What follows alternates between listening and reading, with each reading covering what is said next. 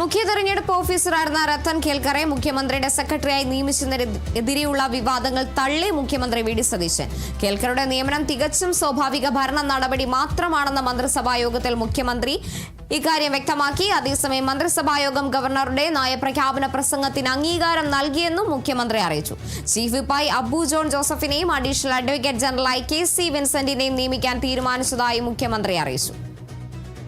അപർണയുണ്ട് വിവരങ്ങളുമായി. അപർണ, ഏതായാലും ഏറെ വിമർശനങ്ങൾ ഉണ്ടായ സംഭവം, രത്തൻ കേൽക്കറുടെ മുഖ്യമന്ത്രിയുടെ സെക്രട്ടറിയായി നിയമിച്ച വിവാദങ്ങളൊക്കെ മുഖ്യമന്ത്രി വി ഡി സതീശൻ തള്ളുന്ന സാഹചര്യം. കൂടുതൽ വിവരങ്ങൾ.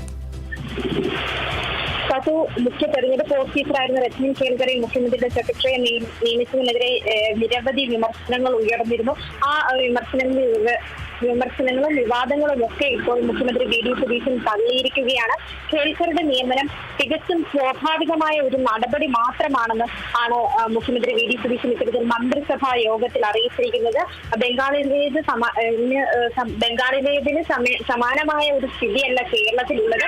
കേരളത്തിലും തികച്ചും വ്യത്യസ്തമായ ഒരു സ്ഥിതിവിശേഷം തന്നെയാണ്. അതായത് ഈ CEO ആയിട്ട് രത്തൻ കേൽക്കറെ നിയമിച്ചത് പിണറായി സർക്കാരായിരുന്നു.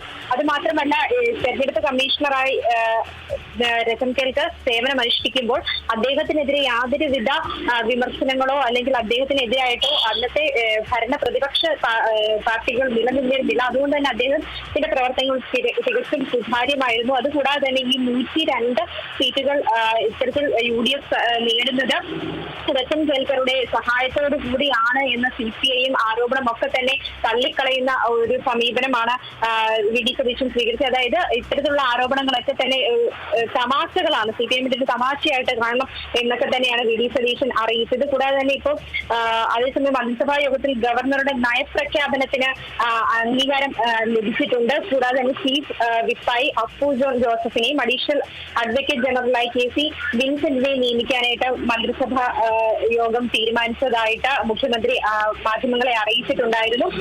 അത് മാത്രമല്ല, രത്തൻ കേൽക്കറുടെ നിയമനവുമായി ബന്ധപ്പെട്ട് പറയുകയാണെങ്കിൽ ഇതിനു മുമ്പും ഇത്തരത്തിൽ മുഖ്യ തെരഞ്ഞെടുപ്പ് ഓഫീസർമാരായിരുന്നവരെ ഇത്തരത്തിൽ സെക്രട്ടറിയായി നിയമിച്ചിട്ടുണ്ട്. നന്ദി മെട്രോയുടെ കാര്യം അടക്കം പറഞ്ഞുകൊണ്ട് ആഭ്യന്തരമന്ത്രി രമേശ് ചെന്നിത്തലയെ ഇതിൽ മുഖ്യമന്ത്രി വി ഡി സതീശന് മന്ത്രിസഭയിൽ പിന്തുണ പ്രഖ്യാപിക്കുന്ന ഒരു സാഹചര്യം കൂടി ഉണ്ടായിരുന്നു. അതുകൂടാതെ തന്നെ ഉദ്യോഗസ്ഥരുടെ സ്ഥലമാറ്റമാണ് മറ്റൊരു വിഷയം അവിടെ ഉന്നയിക്കപ്പെട്ടത്. അത് അടിയന്തര സാഹചര്യം ആയതിനാലാണ് ഇത്തരത്തിലൊരു ഭരണപരമായ തീരുമാനം എടുക്കേണ്ടി വന്നത് എന്ന് അറിയിച്ചിട്ടുണ്ട്.